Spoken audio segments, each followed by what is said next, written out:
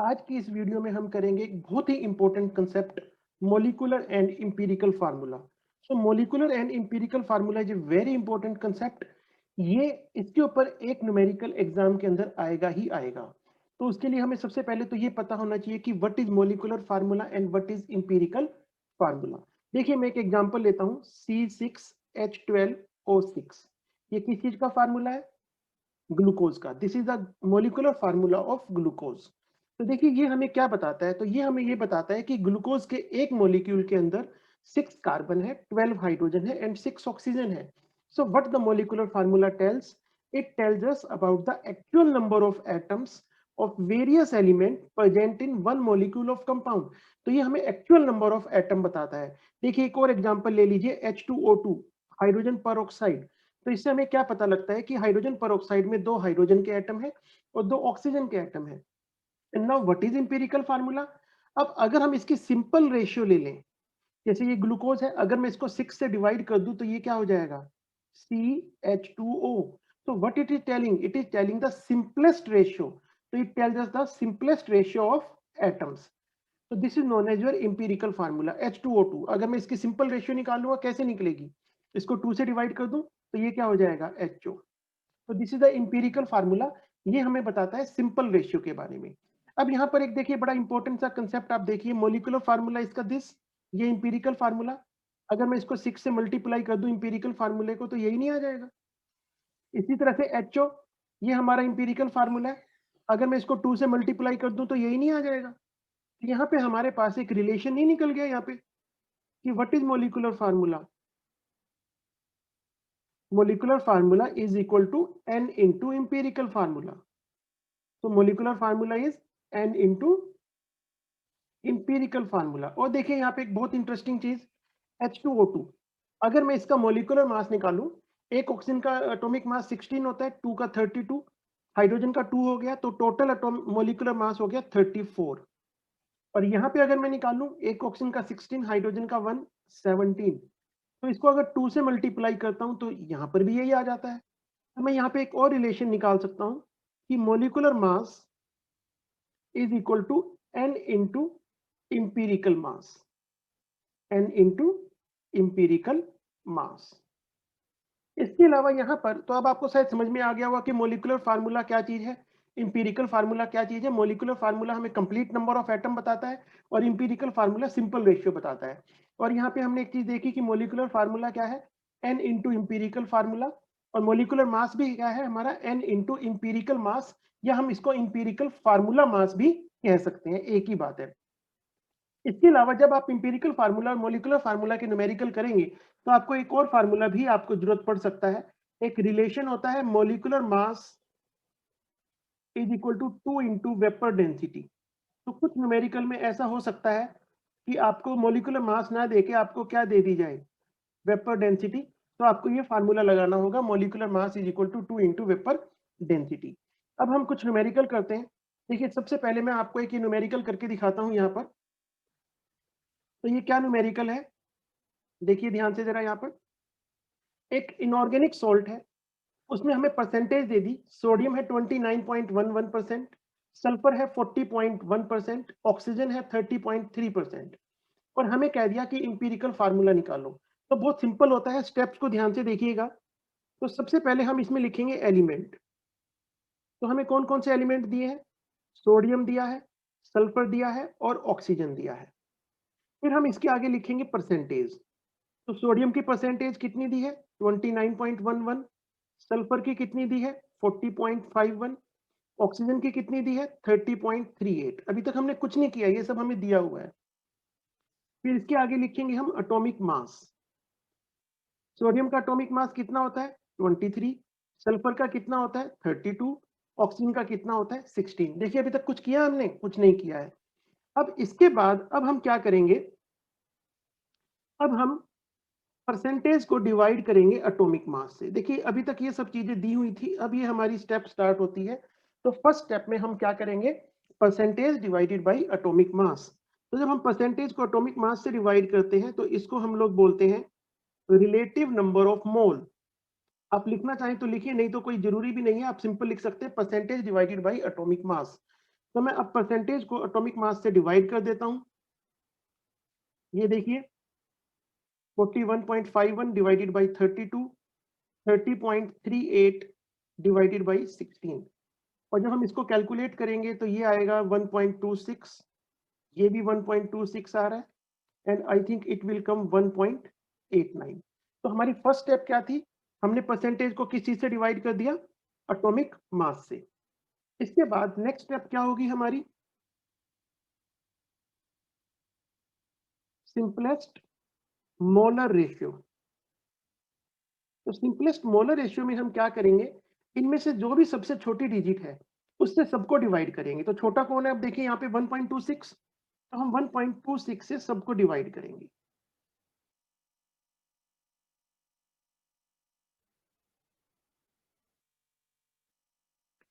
तो ये आपका कितना आ गया? 1 1, और ये आ गया आपका 1.5। तो बस निकल गया।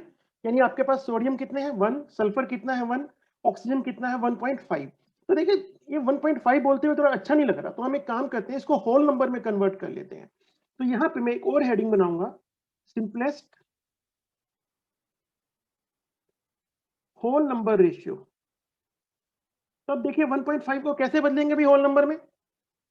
तो 1.5 को होल नंबर में बदलने के लिए इसको 2 से मल्टीप्लाई करना पड़ेगा। तो अकेले इसको तो हम कर नहीं सकते 2 से मल्टीप्लाई, तो हमें क्या करना पड़ेगा? हमें साथ में बाकियों को भी करना पड़ेगा। तो हम सबको 2 से मल्टीप्लाई कर देते हैं। तो देखिए ये कितना आ जाएगा? 2, ये भी 2, और ये कितना हो गया? 3। So what will be the formula? Sodium कितने हो गए? 2, सल्फर कितने हो गए? 2, ऑक्सीजन कितना हो गया? 3। So this is the empirical formula. Simple, निकल गया। तो आपको क्या करना है? 2 स्टेप है सिर्फ। पहले परसेंटेज को एटॉमिक मास से डिवाइड करना है, फिर जो डिजिट आएगी उनमें से जो सबसे छोटा है उससे सबको डिवाइड कर देंगे। और बाई चांस अगर वो होल नंबर में नहीं है तो उसको हम होल नंबर में कन्वर्ट करेंगे। तो निकल गया। Let us take one more example. देखिए ये वाला क्वेश्चन आपके एनसीईआरटी का क्वेश्चन है। कह रहे हैं कि मोलिकुलर फार्मूला, इसमें हमें मोलिकुलर फार्मूला बोला गया है निकालने के लिए, और हमें 2 एलिमेंट दे दिए हैं। देखिए ध्यान से, आयरन और ऑक्सीजन, और उनकी हमें परसेंटेज दे दी है, और मोलर मास भी हमें दे दिया है 159.8। तो देखिए कभी भी अगर मोलिकुलर फार्मूला भी निकालना है तो उसके लिए हमें सबसे पहले इंपीरिकल फार्मूला निकालना पड़ेगा। तो प्रोसेस हमारी सेम रहेगी।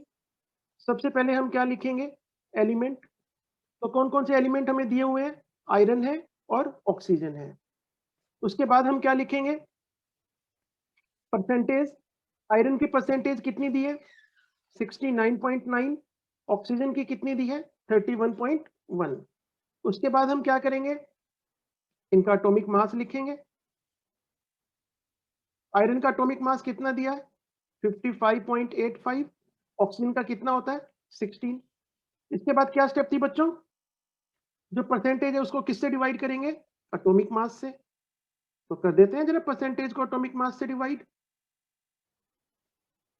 बहुत सिंपल न्यूमेरिकल है, बहुत अच्छा न्यूमेरिकल है, मार्क्स लेने के लिए बहुत अच्छा है। इसमें कुछ नहीं है। देखो परसेंटेज को हमने किससे डिवाइड कर दिया?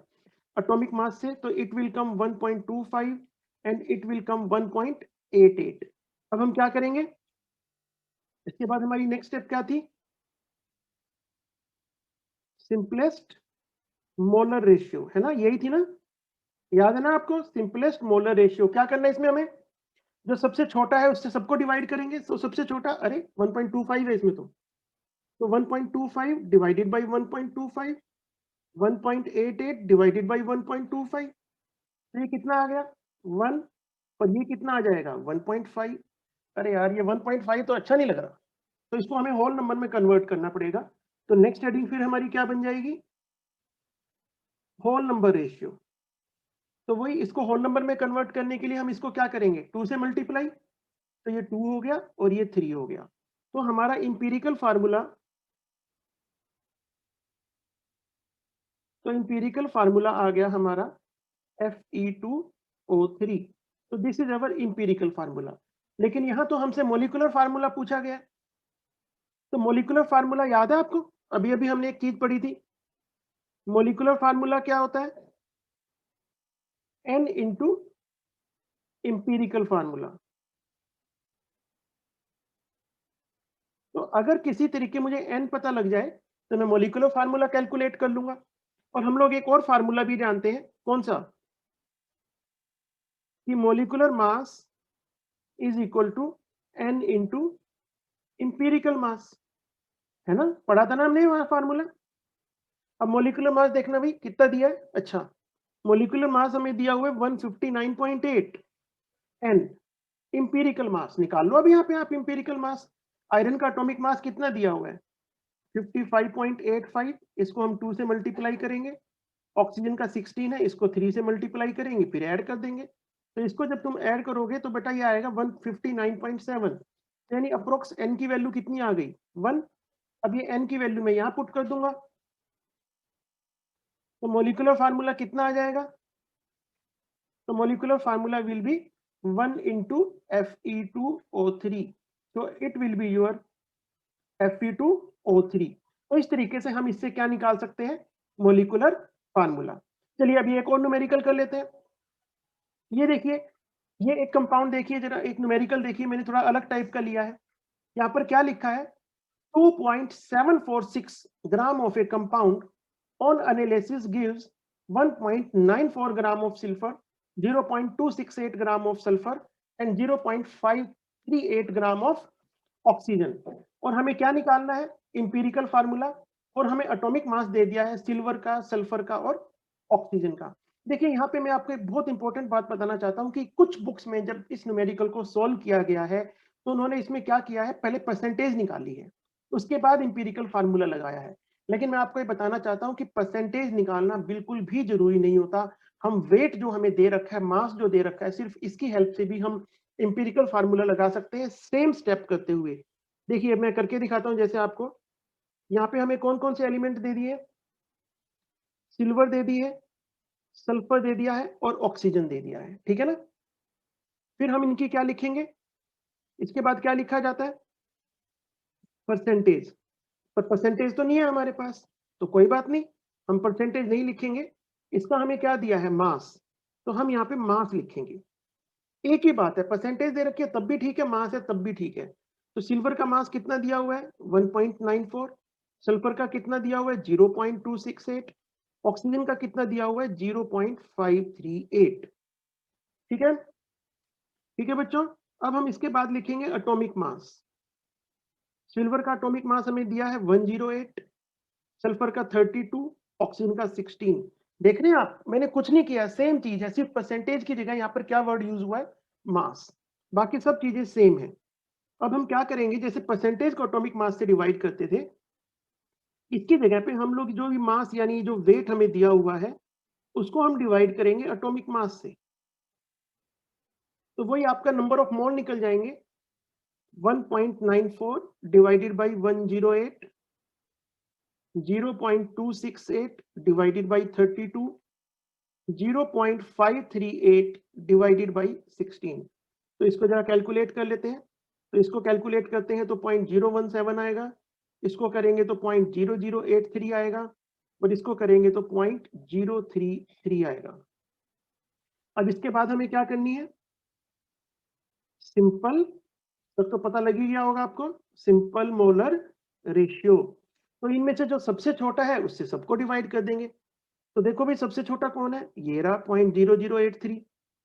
तो इससे हम सबको डिवाइड कर देंगे, 0.017 divided by 0.0083, 0.0083 divided by 0.0083, 0.033 divided by 0.0083। तो ये आपका अप्रोक्स 2 आ जाएगा, ये 1 आ जाएगा और ये 4 आ जाएगा। बस ठीक है, हो गया। जैसे देखिए अप्रोक्स ये 2.1 आएगा, तो इसको हम अप्रोक्स 2 ले लेंगे, इसमें कोई डाउट वो दिक्कत नहीं है हमारी। तो इंपीरिकल फार्मूला क्या निकल गया आपका, सिल्वर कितने हैं 2, तो Ag कितना हो गया 2, सल्फर कितना है 1 और ऑक्सीजन कितना हो गया 4। ये फार्मूला हो गया हमारा इंपीरिकल फार्मूला।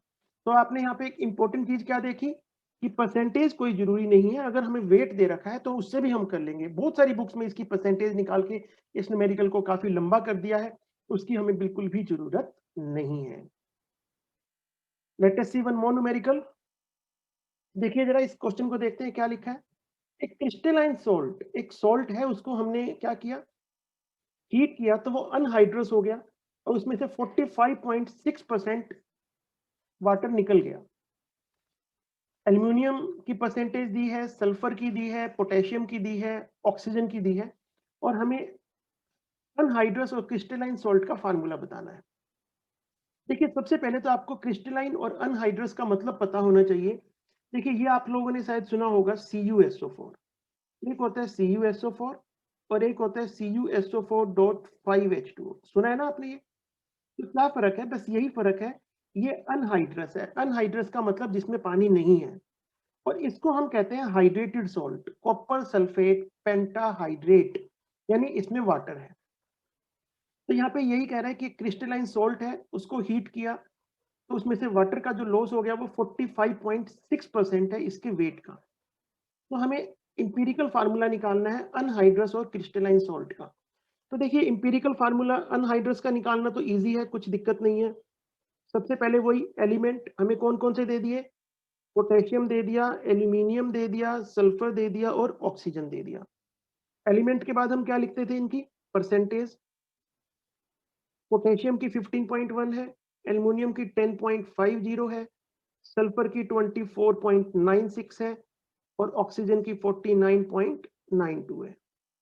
परसेंटेज के बाद हम क्या लिखेंगे अब इनका, एटॉमिक मास।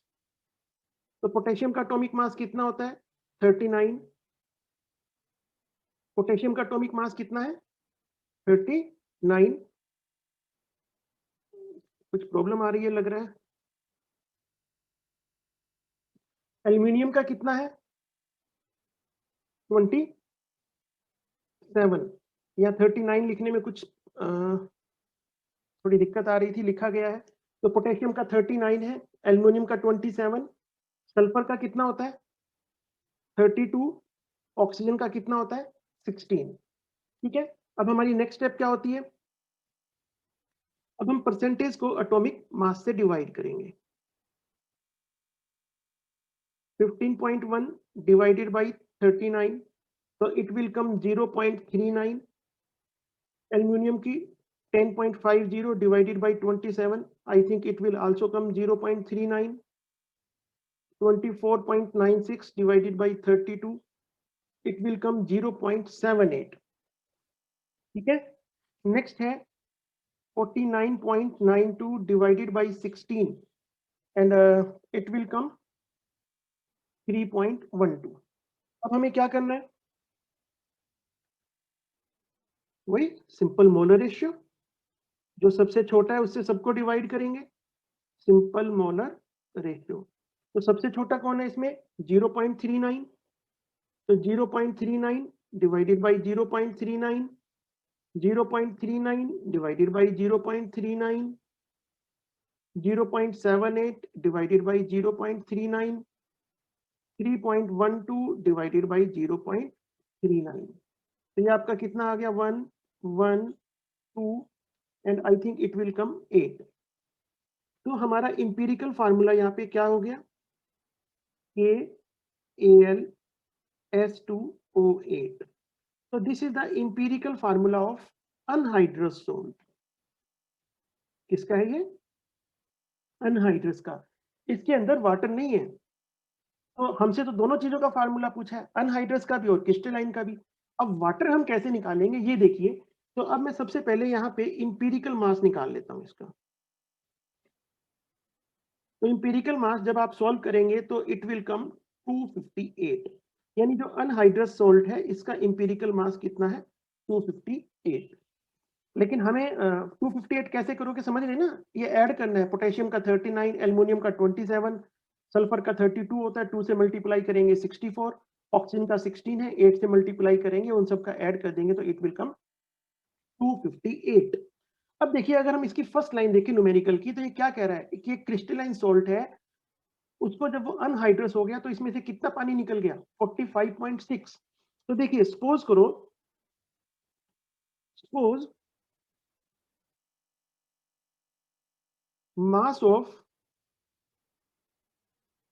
क्रिस्टलाइन सॉल्ट, शुरू में क्योंकि परसेंटेज में है, तो सपोज कीजिए कि क्रिस्टलाइन सॉल्ट का मास कितना था, 100 ग्राम। तो इसमें से कितना वेट कम हो गया, 45.6, यानी वाटर कितना निकल गया, 45.6। तो मास ऑफ अनहाइड्रस सोल्ट कितना हो जाएगा? 100 minus 45.6 and I think it will come 54.4 ग्राम। तो इससे देखिए क्या पता लगता है कि अगर अनहाइड्रस का मास 54.5 है, 54.4 है, तो उसमें वाटर कितना होगा? 45.6। तो देखिए 54.4 gram of anhydrous salt, 54.4 gram of anhydrous salt contain, मतलब इसमें कितना वाटर होगा? 45.6 ग्राम। 1 ग्राम में कितना होगा? 45.6 डिवाइडेड बाई 54.4। और आपके पास इंपेरिकल मास कितना है? 258 ग्राम। तो अगर अनहाइड्रस सोल्ट 258 ग्राम है, तो इसमें पानी कितना होना चाहिए? इंटू 258। तो इसको जब हम सॉल्व करेंगे तो ये अप्रोक्स 216 के समथिंग आएगा, 216 ग्राम। तो जब हमारे पास यहाँ पे वाटर आ गया 216 ग्राम, तो हम इसको नंबर ऑफ मोल में कन्वर्ट कर लेंगे। तो नंबर ऑफ मोल का क्या फार्मूला होता है? Weight upon molar mass. तो वेट कितना आ गया आपका? 216। मोलिकुलर मास कितना होता है वाटर का? 18। तो इसको सॉल्व करेंगे तो ये कितना आ जाएगा? 12। इसका मतलब ये हुआ कि इसके अंदर वाटर के कितने मोलिक्यूल हैं? 12। तो क्रिस्टलाइन सोल्ट का फार्मूला क्या हो जाएगा? KAlS2O8 dot 12H2O. So this is the formula of your crystalline salt. तो ये आपका फार्मूला आ गया क्रिस्टलाइन सोल्ट का। तो देखिए मैंने इंपेरिकल फार्मूला के जितने भी न्यूमेरिकल पॉसिबल थे वो सब मैंने आपको यहाँ पर करवा दिए हैं। इसके बाद आप देखिए यहाँ पे मैंने 2 न्यूमेरिकल्स और दिए हैं आपकी प्रैक्टिस के लिए। तो ये आपको घर से प्रैक्टिस करनी है और उसके बाद जो हमारा चैट बॉक्स है उसके अंदर आप इसको मैसेज करना इसका आंसर क्या आ रहा है। और बेटा वीडियो को पूरा देखा करो, तभी इस वीडियो का आप लोग बेनिफिट उठा सकते हैं। सब्सक्राइब किया करो, ताकि सब्सक्राइब कर लो अगर आपने नहीं किया हुआ है, ताकि आपकी नई वीडियो आपको पता लग जाए। अपने फ्रेंड्स को जितना मैक्सिमम हो सकता है बच्चों को बताओ, ताकि हर बच्चा इस वीडियो का बेनिफिट उठा पाए। Thank you.